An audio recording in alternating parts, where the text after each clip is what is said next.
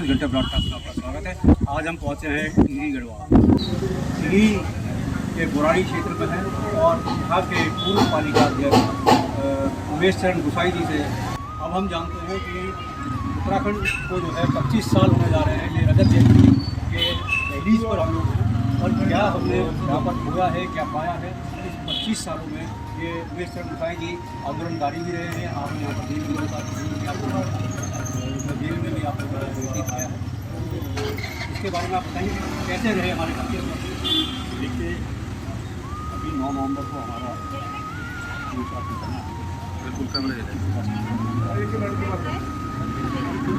हमने क्या खोया, क्या पाया, जो मन करने का विषय आज पहाड़ में अगर उत्तराखंड की गवर्नमेंट के विषय में नहीं, चाहे कोई सी गवर्नमेंट हो, कुछ 25 साल में देखा कि भ्रष्टाचार की सीमा सारी सरकारें और लांग चुकी है।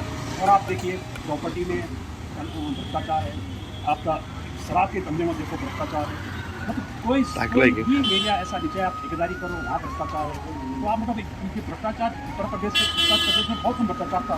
जब हम जब 90% शासन होता था उत्तर प्रदेश जाते थे, जो काम 1 रुपये में होता था आज करीब 1000 रुपये देने पड़ते हैं। तो एक सबसे नेगेटिव पॉइंट तो ये है उत्तराखंड का। सबसे जो हमें भ्रष्टाचार से बचना पड़ता है। दूसरा जो है कि हमारा जो पहाड़ों से प्लेन्स की ओर प्लान हुआ है, अब आपका प्लान की दूसरी तस्वीर हो चुकी है। हमारे टिहरी को ले लें तो गाँव के लोग टिहरी में आ रहे हैं और टिहरी का जो नेटिव शहर में रहता था बंदा वो आज देहरादून या दिल्ली जा रहा है। यानी प्लान के भी कई तरीके हो चुके हैं। तो उसको रोकने के लिए सरकार को बहुत अच्छी नीतियाँ बनानी चाहिए। और सबसे बड़ी चीज़ है कि जो हमारा पर्यटन है उसको बढ़ावा देना चाहिए, जिससे कि अब जैसे कि बद्रीनाथ केदारनाथ जी के बात हम होंगे, लेकिन हम चाहते हैं कि 12 महीने अगर पर्यटन चलता रहेगा तो उससे जो हमारे देखा देखी में पहाड़ छोड़ने की प्लान चली गई, प्रवृत्ति चल रही है वो कम। अच्छा, आप ये देखिए कि 25 सालों में सरकारों ने कितना काम किया, कितनी तरक्की हुई। लोगों ने सपना देखा था यहाँ पर आंदोलनकारी ने कि हमारा पहाड़ होगा, हमारे पहाड़ के नेता होंगे और हमारी अपनी सरकार होगी। तो क्या वो सपने पूरे हुए? आंदोलन में शायद क्योंकि जानते हैं कि गए का पीछे लगा था और एक मात्र आंदोलनकारी जो 3 साल की सजा। और हमने तो उत्तराखंड बना 2000 में, हमने 2008 तक हाईकोर्ट में केस जीता था। तो सबसे बड़ी समस्या, सबसे बड़े सदन को सरकार ने तब निकाली कि एक आंदोलनकारी उत्तराखंड बनने के बाद भी हाईकोर्ट के चक्कर काटे। अब आप देखिए कि विकास की बात हो रही है, आप विकास की ज़्यादा दूर जाए में नई टिहरी शहर को नहीं, नई टिहरी शहर में पर्यटन को दृष्टि रखते हैं। आपको पर्यटन आपके पास पूरा तो सबसे पहले ये है कि हमारे जिन क्षेत्रों में पर्यटन नहीं पहुँच पा रहा है, जहाँ पे रोजगार सृजन नहीं हो पा रहे हैं, जहाँ पे हॉस्पिटल सही नहीं है, जहाँ पे शिक्षा सही नहीं है, उस जगह हमें कार्रवाई करनी चाहिए। और मैं शिक्षा के बारे में जरूर बोलूँगा कि प्रत्येक विकास खंड में जैसे हमारे हिंदी विद्यालय बने हैं, वैसे राज्य सरकार को बड़े बड़े विद्यालय इन सब विद्यालयों का एकीकरण करके बड़े बड़े रेजिडेंशियल विद्यालय खोलने चाहिए। इससे क्या है कि क्राइम बहुत ज़्यादा होगा। जो हमारी बेसिक एजुकेशन है बहुत खराब एजुकेशन है। तो बेसिक एजुकेशन को सही करने के लिए जैसे हमारे केंद्रीय विश्वविद्यालय बने हैं, उसी प्रकार यहाँ पे प्रत्येक ब्लॉक में एक राजकीय अच्छा सा रेजिडेंशियल विद्यालय बनना चाहिए। और टीचर्स को तो वहाँ 5 साल की अनिवार्य सेवा की एक नियम बनाना चाहिए कि खुद टीचर आएगा 3 साल से 5 साल तक इस विद्यालय में रहेगा, तब इसका काम फ्री है। जैसे कि यहाँ पर सरकार की आपने बात की, PWD का मामला हो, वन का मामला हो, वन प्रदान का मामला हो, विकास के नाम पर जो बादल पट्टे की घटनाएँ काफ़ी बड़ी हैं। और खाली टिहरी की बात नहीं करते और देहरादून तक सब जगह भूस्खलन की घटनाएँ बड़ी हैं। तो इस पर सरकार को क्या करना चाहिए और क्या जो राष्ट्रीय पार्टियाँ हैं, राष्ट्रीय लेवल की पार्टियाँ, उसके अलावा क्षेत्रीय पार्टियों का यहाँ पर कोई विकास नहीं हो पाया, क्या वो यहाँ पर क्या इस नजरिए से आप चुनाव मंडल चुनाव मंडल की पूरी यात्रा करके आ रहे हैं, आप देखिए कि अधिकांश सड़कें बहुत ज़्यादा छोटे आंतरिक सड़कें मतलब हाईवे को छोड़ देना चाहिए। हमें आवाज़ बननी चाहिए क्योंकि तो बहुत लड़कियों का बीमार। अब देखिए आप अगर क्षेत्र में अगर आदमी बीमार हो जाए तो कैसे सबसे अच्छा फिर हमें क्या करते हैं कि अनियोजित प्लान हमारा बन रखा है। और आज हम जितने अंदर दूर पेड़ काट रहे हैं, ये पेड़ तस्कर और जानवर तस्कर दो तस्करों ने इस पूरे जो हमारा क्लाइमेट चेंज है बहुत बेकार करते हैं। आप कभी हमारी बाढ़ आई है क्या होता है, उसके बाद इससे कितने सारे पेड़ बह के आए, कोई पेड़ किसने काटे, अगर ये भी तो जाँच का विषय है, पेड़ किसने काटे तो ये भी तो जाँच का विषय है। तो उसको भी देखना पड़ेगा गवर्नमेंट को, अगर जाँच करनी चाहिए। किसी के पेड़ कटेंगे तो सारा पर्यावरण जो है ये असंतुलित होता रहेगा और सब ज़्यादा नुकसान हमारे पहाड़ के लोगों को। सारी उन्होंने लाइनें जुड़ा की अथा मतलब लोगों ने सबसे बड़ी गलती ये भी कर दी कि नदी के किनारे जो अपने मकान बनाते हैं वो भी एक मतलब दुर्घटना को धोखा देने का काम कर रहे हैं। तो प्लानिंग हो, अच्छी प्लानिंग हो, लेकिन साथ प्लानिंग में क्या करें, आज हमने प्राधिकरण बना दिया, शहर विकास प्राधिकरण बना दिया, देहरादून विकास प्राधिकरण बना दिया, कुमाऊं विकास प्राधिकरण बना दिया। हमने एक भ्रष्टाचार का अड्डा और खोल दिया। पहले आदमी का मकान बनाता था बेचारा, अब अगर उसने एक दीवार भी लगानी है तो वो पैसा खाने पड़ जाते हैं प्राधिकरण वाले।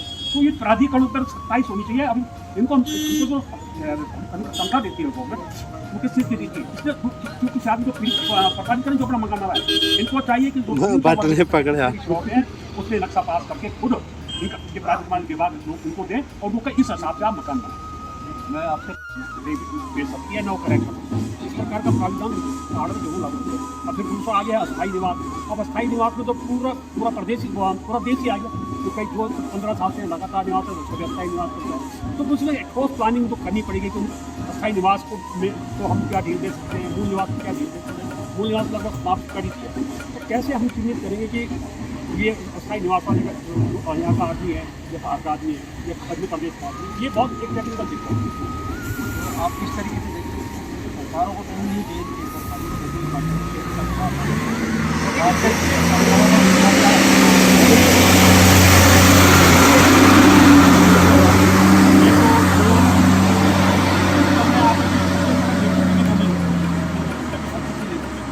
ऐसा नहीं कि उनके पास डेटा नहीं है, लेकिन वो क्या है संरक्षित होकर के अगर इस समय भी जो अभी आने वाली विधानसभा संगठित होकर अगर जो हमारे लोकल दल हैं संगठित होकर का चुनाव लड़ेंगे तो मैं सोचता हूँ कि इस समय उन्हें कुछ फायदा होगा। मतलब दोबारा से पहाड़ की राजनीतिक में अपनी पकड़ बनाने के लिए बहुत फायदा हो सकता है, लेकिन तो संगठित होना पड़ेगा। जिस तरीके से यहाँ पर जंगलों को काटा गया है, पेड़ों को काटा गया है और जंगलों के अंदर रिजॉर्ट बनाए गए हैं, बाहर से आकर तो कई सारी घटनाएं घटती हैं, कई सारी आपदाएं यहाँ पर पेड़ कटान की वजह से, नदियों की कटान की वजह से, जिसका लैंड यूज चेंज करके वहाँ पर रिजॉर्ट डेवलप किए गए हैं। तो उसको आप उत्तराखंड में दो कानून अब एक जो हमने सब जगह प्राधिकरण बना, हमने एक लूट का अड्डा और प्राधिकरण। भाई प्राधिकरण का काम क्या है, उसको नियोजित रूप से प्लान करें और जिससे हम कहते हैं कि जो लोकल आदमी है जो अपना मकान बना रहा है उसको नक्शा पास करके तुरंत उसको एक हफ्ते में नक्शा पास करके इसको अपना मकान बना दे, लेकिन उसको घुमाते रहेंगे। अच्छा उसमें दो नियम है, कोई तो 5-6 मंजिल बिल्डिंग बना रहा है उसमें कोई नियम नहीं है, और कोई अपना 33 फुट ऊपर ले आ रहा है उसका भी चालान कर दे रहे हैं। तो मतलब ये दो प्रकार के नियम है, सबके लिए नियम की होती है ना। तो इस प्रकार ये भ्रष्टाचार का जो सब चीज़ होती है ये बहुत बेकार है। अब आप देख लीजिए जितने रिसोर्स बने पर्वतीय क्षेत्रों में जहाँ भी बने हैं, आज बात देखिए प्राधिकरण धीरे धीरे वहाँ भी जा रहा है और वहाँ मोटे पैसे खा करके काम हो मतलब अनसंट काम हो रहे हैं, कोई पेड़ काट रहा है, कोई दिखने वाला है। तो ये सब चीज़ें हैं और जो पेड़ों को कटा रहे हैं जो वास्तव में एक गंभीर विषय है सरकार की, आंतरिक स्थिति है। जैसे आप उत्तरकाशी में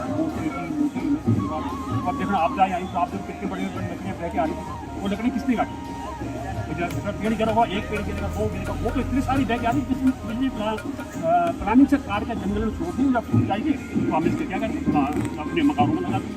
इस प्रकार बहुत बड़ी समस्याएं हैं और सरकार को चाहिए कि अपने तंत्र को मजबूत करे। ब्यूरोक्रेसी को तो पकड़ रखनी बहुत जरूरी है और अपने तंत्र को मजबूत करे और जो तंत्र इस प्रकार प्रभावी हो जिसमें भ्रष्टाचार कम से कम, भाई तो भ्रष्टाचार तो खत्म नहीं हो सकता लेकिन कम तो हो सकता है, तो तभी इस उत्तराखंड का तो उत्तराखंड के जो हमारे कानूनकारी हैं उनका भी कहना है कि सबसे ज़्यादा भ्रष्टाचार आपके देश में उत्तराखंड में है। वरिष्ठ आंदोलनकारी होने के नाते राज्य के रजत जयंती के अवसर पर सिल्वर जुबली मनाने जा रहे हैं, तो क्या संदेश आप यहाँ के क्षेत्रवासियों को, देशवासियों को देना चाहते हैं कि और किस तरह का सपना जो है आंदोलनकारी ने देखा था, इस तरीके से उत्तराखंड को डेवलप करने का एक मुहिम लेकर के हम यहाँ के प्रदेशवासी चले थे, तो उसके लिए आप क्या कहेंगे और क्या संदेश आप दें? तो हम सबको संदेश हमारा उत्तराखंड यहाँ से लेकर के लास्ट टाइम हम सबको एक जरूर कहूँगा कि एक तो अपनी संपत्ति को ना बेचें, अपनी संस्कृति को ना बेचें, अपनी संस्कृति को बचाने का प्रयास करें। जो हमारा कल्चर धीरे धीरे खत्म हो रहा है उसको बचाने का प्रयास करें। उत्तराखंड को बचाने के लिए जो रिटर्न है विकास पलायन तभी रुकेगा अगर पर्यटन पर सरकार फोकस करे। और चौथा सबसे जो है कि भ्रष्टाचार, कम से कम भ्रष्टाचार हो, जिससे कि जो हमारा जो बेचारे टैक्स का पैसा है जो लोग दे रहे हैं उनका पैसा सही जगह विकास के कार्यों पर लगे। क्या संदेश आप यहाँ पर जो है इस अवसर पर रजत जयंती के अवसर पर क्षेत्रवासियों को? मैं सब क्षेत्रवासियों को विकास पर्व की बधाई दे दी है। और साथ ही हम चाहेंगे कि उत्तराखंड में जितने भी अगर हमारा शैक्षणिक स्तर मजबूत हो, हमारी बेसिक एजुकेशन सही हो, हमारा स्पोर्ट्स अच्छा हो, हमारा स्वास्थ्य सही, हमारा स्वास्थ्य की हमारी स्थिति है वो भी बड़ी खराब है, वो सही हो, पेयजल की व्यवस्था सही हो, और जो हमारे मेन है एजुकेशन सिस्टम बेसिक, उसको मजबूत करने के लिए सरकार जिस प्रकार हमारे केंद्रीय विद्यालय खुले हैं हर जगह, उसी प्रत्येक ब्लॉक में एक केंद्रीय विद्यालय खोला जाए और वहाँ पे सारे टीचर्स हों, मैथ्स का भी हो, हिंदी का भी, इंग्लिश का भी हो, और उस टीचर को 3 से 5 साल उस स्कूल में देने पड़ेंगे, उसके बाद ही उसका बेस आपकी बात की यहाँ काटना चाहूँगा। आपने विद्यालय की बात की, शिक्षा की बात की। शिक्षा की स्थिति जो यहाँ पर विद्यालय हैं जर्जर भवन हो रहे हैं और शिक्षक यहाँ पर उपलब्ध नहीं है। एक चपरासी के भरोसे पूरा स्कूल चल रहा है या स्कूल में बच्चों की संख्या कम है, तो ये आप किस तरीके से देखें कि सरकार की ये कितनी अच्छा। दूसरा, बाहर के लोगों को इसमें MOU साइन करके दिया जा रहा है कि यहाँ पर क्या किस नज़रिए से आप सरकार कहती है जो अवस्थापना मद में पैसा आता है, जो सेंट्रल गवर्नमेंट जो अवस्थापना मद है उसमें पैसा आता है, तो हम कह रहे आप मत खोलो। जो हमारे इंटीरियर के ब्लॉक है, जैसे हमारे टीरी में प्रताप नगर है ना, उसी गंसाली है, पहले आप वहाँ पे ब्लॉक स्तर पे बड़े बड़े विद्यालय खोल दीजिए जिसमें सारे टीचर हो, ठीक, उसमें गर्ल्स भी हो, बॉयज एजुकेशन भी हो, और वो हाई इंटर तक पूरा स्कूल चले, कक्षा 1 से लेके, तो सब सारे बच्चे एक साथ रहेंगे, सारे टीचर एक साथ रहेंगे, तो एजुकेशन की स्थिति बहुत। अब आप देख लीजिए, आप सारे जो बच्चे हैं 2 टीचर हैं, 2, अब 2 बच्चे 2 टीचर्स। आज की डेट में नेपाली जो कई स्कूल ऐसे हैं जहाँ नेपाली बच्चे छात्र संख्या केवल स्कूल बचाने के लिए, छात्र संख्या ठीक करने के लिए नेपाली बच्चे पढ़ते हैं। अब एक मतलब एक टीचर की सैलरी से मैं 1,20,000 मतलब हम 2 बच्चों पर 2,40,000 रुपये खर्च कर रहे हैं, फिर तो भोजन में आता है, उससे बढ़िया एक बढ़िया सा स्कूल खुल जाए इंटर कक्षा, और सारी एजुकेशन फैसिलिटी वहाँ पे स्टे की वो कर्मचारी को रहने की सुविधा हो, तो बहुत सस्ता सकता है। जैसे केंद्रीय विद्यालय आप देखिए, केंद्रीय विद्यालय कितनी अच्छी पढ़ाई है। एक और महत्वपूर्ण प्रश्न मैं आपको पूछना चाहूँगा कि जो टिहरी डैम, यहाँ से बिजली उत्पादन होता है और अन्य प्रदेशों में जा रहा है, दिल्ली में जा रहा है, लेकिन यहाँ के प्रदेश की जनता के ऊपर जो बिजली के बिल का जो भार है वो बहुत अधिक बढ़ा दिया गया है। तो आप क्या कहते हैं कि यहाँ पर जो है बिजली हालांकि मुफ्त होनी चाहिए, चलो मुफ्त नहीं होती तो एक मिनिमम दर पर जो है बिजली चार्ज होना चाहिए था, लेकिन बिजली का बिल कई हताशा बेहताशा। एक हाल ही में एक मामला आया है, 46,000 रुपये माह का बिल एक मकान का आया है, ना कोई इंडस्ट्री चल रही है ना कोई फैक्ट्री, लेकिन 46,000 रुपये का बिल एक गरीब आदमी कैसे दे सकता है। ऐसे ही देहरादून में कई ऐसी जगह 11,000 रुपये का बिल है, कहीं 5,000 रुपये का बिल है। ऐसी कई प्रदेश के कई हिस्सों में इस तरह की घटनाएं सामने आ रही है, क्या कहते हैं आप? ऐसा है कि टिहरी डैम की जो बिजली का ग्रिड है वो उत्तर प्रदेश से ही उसका डिस्ट्रीब्यूशन होता है, और जब ये टिहरी डैम बन रहा था तो उसी समय सरकार को निर्णय लेना चाहिए था कि जितनी भी स्थापित हैं उनको मुफ्त बिजली दी जाएगी, ये सरकार को काम था। और फिर तीसरी चीज़ है कि जब ये उत्तराखंड अलग स्टेट बना, तो इसलिए जो स्टेट बना तो जो उत्तर प्रदेश से विधानसभा में पास हुआ था, उसमें सिंचाई और क्या है बिजली का वितरण वो सब किसके पास है, ग्रिड जो है वो यूपी उत्तर प्रदेश का अधिकार यूपी के पास है। तो कई खामियाँ हैं, अभी कई हमारे ऐसे एरियाज हैं जो यूपी के पास हैं, तो ये कई खामियाँ हैं जो उस टाइम सही ढंग से हम सोच नहीं पाए, लेकिन अभी भी समय है। और जो रॉयल्टी सिस्टम यूपी को मिलती है वो उसमें से कम जितनी 12% उसको मिलती है, तो 12% हमें भी मिले, तो प्रदेश अलग हो चुका है ना, हमें भी मिले। तो ये इस प्रकार से, लेकिन इसमें सेंट्रल गवर्नमेंट स्टेट गवर्नमेंट को इसमें बैठक करके तुरंत लेना चाहिए, क्योंकि उच्च स्तरीय बैठक हुई तभी कुछ होता है। राष्ट्रीय पार्टियों ने उत्तराखंड का कितना विकास किया, भारतीय जनता पार्टी और कांग्रेस पार्टी अब तक 25 सालों में इन्हीं का शासन रहा है, और क्षेत्रीय पार्टियों में विकास नहीं। कांग्रेस पार्टी क्या आपको लगता है कांग्रेस का मोदी के राज बहुत हम कर 25 सालों में ऐसा नहीं है कि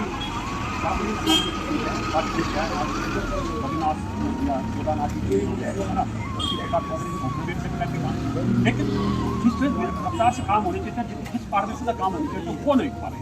सबसे बड़ी चीज़, और पैसे का मिसयूज बहुत ज़्यादा हो रहा है। वो पैसा ₹1 लगना जहाँ से चाहिए था, वहाँ 25 से 50 पैसे लग रहा है, 7 पैसे निकाल। ये एक बड़ी मतलब ये एक आपदा है, सरकारी आपदा है हमारे पहाड़ में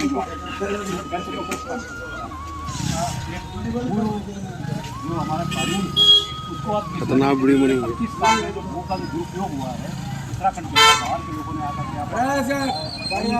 भारी मात्रा में जमीनें परचेज करी, और यहाँ के लोग जो है आज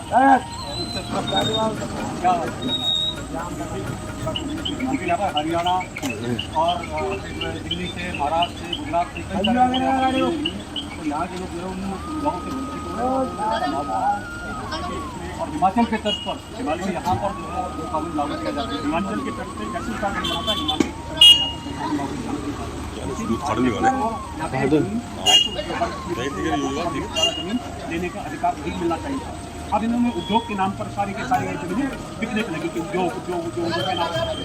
और अभी भी जो भूकानून आया वो सही सुरक्षित नहीं है, क्योंकि कई जगह तो आपने सब सोचे वहाँ भूकानून लागू नहीं क्या, वो कानून आपने भूकानून लागू किया। अस्पष्टता है इस कानून में भी, वही है। और उत्तराखंड में तो बिल्कुल 27 उनकी 250 वर्ष से कोई भी जमीन नहीं दी है। अब उसकी जमीन खरीदने वाला और बेचने वाला तो कोई बात नहीं है, सब लोकल हम सबकी गलतियाँ दुकान पे जा रहा हूँ। इसका सुधार करना सरकार को आवश्यक है। मैं भी हिमाचल गया था, तो वहाँ पर कह रहे थे भाई साहब हम जमीन नहीं बेचेंगे, हम ये कर रहे थे कि होगा वो बनाए, जमीन हमारी होगी लेकिन हम जमीन बेचेंगे। तो इसी प्रकार एक मानसिकता हमें पहाड़ में भी डेवलप है। तो ये अभी आप सुन रहे थे उमेश चरण गुसाई जी, जो पूर्व पालिका अध्यक्ष हैं, और वरिष्ठ बात हुआ है। और जो राजधानी का मुद्दा था और भू कानून का जो मुद्दा था, वो आज भी ज्यों का त्यों 25 वर्षों में पड़ा है। इतनी सरकारें बदली, यहाँ पर कांग्रेस की सरकार रही, भारतीय जनता पार्टी की सरकार रही, और क्षेत्रीय दल के किसी भी पार्टी को यहाँ पर पूर्ण रूप से बहुमत नहीं मिल पाया, क्योंकि यहाँ के जनता का, यहाँ के आंदोलनकारियों का सपना साकार हो गया। इस नज़रिए से आप मुझे देखते हैं 25 साल का सफ़र, रजत जयंती का सफ़र। लेकिन रजत जयंती में तो सरकार को निर्णय करना चाहिए था कि देहरादून से तो राजधानी तुरंत हट करके किसी पहाड़ी क्षेत्र में जाए, सेंट्रल प्लेस में जाए, जहाँ से विकास, यहाँ का विकास भी होगा, और जितने भी हमारे अधिकारी हैं, कर्मचारीगण हैं, वो पहाड़ों में रहेंगे। अब आप देखिए कि मैं अभी धारचूला गया था, धारचूला से अगर देहरादून आना हो एक आदमी तो कितनी परेशानी होती है। आप देखिए देहरादून आने में कितनी, कोई सचिवालय में काम है किसी का, किसी मंत्री से मिलना है, किसी से मिलना है, कितनी परेशानी। तो उसको कहीं सेंटर प्लेस जैसे गैर से वो कब्जा किया जा सकता। आपने कभी राजधानी वहाँ पर बना दी, काय के लिए बनाई हुआ आप केवल, मैं गया तो अभी बीच में, तो वहाँ केवल एक 2 सिपाही बैठे हुए थे, बाकी सारा धूल मांग रहे थे। तो काय के लिए आपने पैसा व्यय किया? इससे बड़े राजधानी को उठाकर वहाँ पर गैर से ले जाया जाए, जिससे पहाड़ की आंतरिक सड़कों का विकास हुआ। कि अभी देखो पहाड़ की जो मेन सड़कें वो ठीक है, जो अंदर की सड़कें बहुत खराब है, हर जगह गड्ढे, और ऊपर से आपदा, अकाल में बहुत बड़ी स्थिति आती है। तो इन चीज़ों को ठीक करने के लिए सरकार को प्रयास करना चाहिए। हर आपदा से तो कोई लड़ नहीं सकता, लेकिन फिर भी आपदाग्रस्त क्षेत्र हमने बनाया है, वो हमने बनाया है। वो इसलिए बनाया, एक तो हमने प्लानिंग के हिसाब से हमने क्या करा, प्लान से हमने कोई टीम नहीं बनाई, और ना हमने कोई प्लान किया कि ऐसे हम ये करेंगे, ऐसे हम ये करेंगे। और जहाँ जिसकी स्थिति बन रही है पहाड़ों में, वो पेड़ भी काट रहा है, सड़क भी काट रहा है, सड़क का मलबा सब वहीं फेंक दे रहा है, फिर अगली बरसात में वही मलबा बहकर लोगों के घरों में गिर रहा है। तो उससे क्या ये अनियोजित प्लान है, उसको प्लानिंग के हिसाब से किया जाना चाहिए, सबसे बड़ी चीज़ ये है। और पहाड़ का विकास जो अभी तक मैं सुनता हूँ कि रोडें अच्छी हुई हैं, ऐसा नहीं है कि रोडें अच्छी नहीं हुई, चाहे कांग्रेस की गवर्नमेंट रही हो, चाहे आज बीजेपी गवर्नमेंट है। बद्रीनाथ जी आज अच्छा हो रहा है, केदारनाथ जी के बहुत आपदा में बहुत खराब अच्छा हो रहा है। ऐसा नहीं, विकास के काम हो रहे हैं, एम्स यहाँ पे खुली गया है। धीरे धीरे विकास की प्रक्रिया बहुत धीमे चलती है, तो वो तो विकास हो ही रहा है, लेकिन विकास के साथ जो ये भ्रष्टाचार है ना, इस पर कंट्रोल करना बहुत जरूरी है। लोगों का मानना है कि जो विकास है वो पहाड़ से गए चंद नेताओं का विकास हुआ है, प्रदेश का विकास नहीं हो पाया है। तो यहाँ पर क्षेत्रीय पार्टियों को कोई तवज्जो नहीं दी गई है, और जो राष्ट्रीय दल है, कांग्रेस पार्टी है, भाजपा के लोगों ने यहाँ पर विकास किया है, बाहर के लोगों को आकर के यहाँ पर बचा दिया है। वो कानून की मैं आपसे बात कर रहा था, वो कानून जो होना चाहिए था उस पर काम नहीं है। ये जो सब हमारे जो है राज्य आंदोलनकारी हैं, जिन्होंने यहाँ पर कई मुकदमे झेले हैं, तो उनके विचार आपने जाने रजत जयंती के अवसर पर हमारा सफ़र कैसा रहा, कितना गड्ढा युक्त सफ़र से हम जो है जवानी के दहलीज को पार करते हुए उत्तराखंड प्रदेश हमारा जो यहाँ तक पहुँचा है। 25 सालों में अगर मैं सबसे अगर एक बहुत संगति मानता हूँ तो वह है भ्रष्टाचार। आप कोई सा भी भविष्य लीजिए बिना भ्रष्टाचार के नहीं चल रहा। और सबसे बड़ा जो भ्रष्टाचार चल रहा है, मोटे स्तर पर चल रहा है, उसमें एक आता है खाना, दूसरे पे नंबर पे आ गया शराब, और तीसरे नंबर पे है प्रॉपर्टी। तो ये तीनों का हाल में इतना खतरनाक हो चुका है कि इससे उत्तराखंड 25 सालों में उत्तराखंड बहुत बर्बाद हुआ। और जो विकास का पैसा था जो एक उनका आता आ रहा है, उसमें से मुझे लग रहा है मुश्किल 40 से 50 पैसा ही विकास में लग रहा है, 50 पैसा नहीं चल रहा वो कहाँ।